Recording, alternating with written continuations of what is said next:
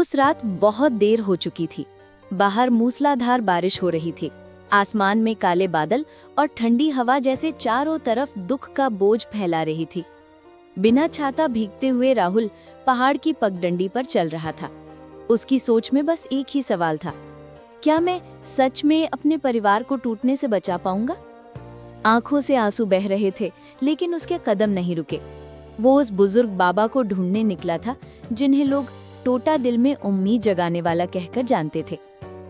काफी देर चलने के बाद राहुल पहाड़ के ऊपर एक छोटे पुराने मंदिर पहुंचा। अंदर एक बुजुर्ग बाबा शांत बैठकर जप कर रहे थे। राहुल कांपते हुए स्वर में बोला, बाबा, मैं मदद मांगने आया हूँ। हमारे घर में कुछ भी ठीक नहीं है। पापा की नौकरी में बहुत तनाव है। मम्मी अक्सर रोती हैं। पापा सोचते हैं कि हम उन पर बोझ है। मैं क्या करूं? बाबा ने धीरे धीरे आंखें खोली और उसे अपने पास बैठने का इशारा किया। शांत गहरी आवाज में बोले, बेटा, जब घर में समस्याएं आती हैं तब बच्चे सोचते हैं कि वे कुछ नहीं कर सकते, लेकिन सच ये है कि कई बार एक बच्चे का छोटा सा कदम भी पूरे परिवार में नई उम्मीद जगा सकता है। राहुल ने आंसू पोंछते हुए पूछा, लेकिन बाबा, मैं क्या कर सकता हूँ? मैं तो बस एक बच्चा हूँ। बाबा मुस्कुराए, बड़ा काम करने के लिए उम्र नहीं, हिम्मत चाहिए। ये कहते हुए बाबा ने राहुल के हाथ में एक छोटी सी पोटली रखी। राहुल ने खोला और हैरान रह गया। अंदर 3 छोटे छोटे बीज थे, साधारण से दिखने वाले, पर बाबा के चेहरे से लग रहा था कि ये खास हैं। राहुल ने आश्चर्य से पूछा, ये क्या है बाबा? बाबा बोले, ये उम्मीद के बीज हैं। इनमें कोई जादू नहीं, इनमें विश्वास है। अगर सही तरह से बोया तो ये तुम्हारे परिवार में प्यार और हिम्मत वापस लाएंगे। राहुल जल्दी से पूछ बैठा, क्या इससे हमारे पैसों की समस्या दूर होगी? पापा का तनाव कम हो जाएगा? बाबा ने सिर हिलाया, नहीं बेटा, पैसा सिर्फ घर चलाता है, उम्मीद परिवार को साथ रखती है। पैसे कम होने पर भी परिवार टिक जाता है, पर उम्मीद खत्म हो जाए तो रिश्ते टूट जाते हैं। राहुल चुप हो गया। बाबा ने आगे कहा, इन बीजों को वहां बोना जहां तुम्हारे घर में सबसे ज्यादा दुख बसता है, और हर दिन इन्हें पानी देना। पर याद रखना, यहाँ पानी का मतलब है उम्मीद की बातें, हिम्मत देने वाले शब्द। हर दिन अपने मम्मी पापा से मुस्कुराकर कहना, हम साथ हैं और हम ये समय निकाल लेंगे। यही इन बीजों का पानी होगा।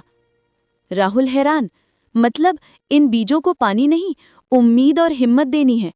बाबा ने सिर हिलाया, हाँ, जिस दिन तुम अपने मम्मी पापा के चेहरे पर फिर से मुस्कान ला दोगे, जिस दिन वो महसूस करेंगे कि वे अकेले नहीं हैं, उसी दिन ये बीज अंकुरित होना शुरू कर देंगे। पहली बार राहुल के दिल में उम्मीद जागी, लेकिन तभी बाबा गंभीर हो गए। लेकिन याद रखना, इन बीजों की 3 शर्तें हैं। एक भी तोड़ी तो ये कभी नहीं उगेंगे। राहुल तुरंत बोला, कौन सी शर्तें? मैं मानूंगा बाबा। बाबा ने पहली उंगली उठाई। पहली, कभी किसी को दोष मत देना, न पापा को, न मम्मी को, न परिस्थिति को। दुख इंसान को गुस्से से भर देता है, पर दोष रिश्तों को तोड़ देता है। दूसरी उंगली उठाई। दूसरी, हर दिन घर में एक छोटा सा खुशी का पल बनाना, चाहे चाय बनाना, एक कहानी सुनाना, हल्की सी मस्ती, या बस एक छोटा सा गले लगना। छोटी खुशियां भी बड़े अंधकार को मिटा देती हैं। तीसरी उंगली उठाई। तीसरी, अगर कभी लगे कि उम्मीद कम हो रही है तो धैर्य रखना। पेड़ रातों रात नहीं बढ़ते, परिवर्तन आने में समय लगता है। शुरू में रुकावट आना बिल्कुल स्वाभाविक है। ये सुनकर राहुल की आंखों में अब डर नहीं, आत्मविश्वास था। उसने बाबा का हाथ पकड़कर कहा, मैं करूंगा बाबा, मैं अपने परिवार को टूटने नहीं दूंगा। बाबा की आंखें भी नम हो गई। उन्होंने प्यार से उसके सिर पर हाथ रखा। यही असली जादू है, परिवार को साथ रखने की इच्छा। घर में अगर एक भी इंसान हार ना माने, वो परिवार कभी हार नहीं था।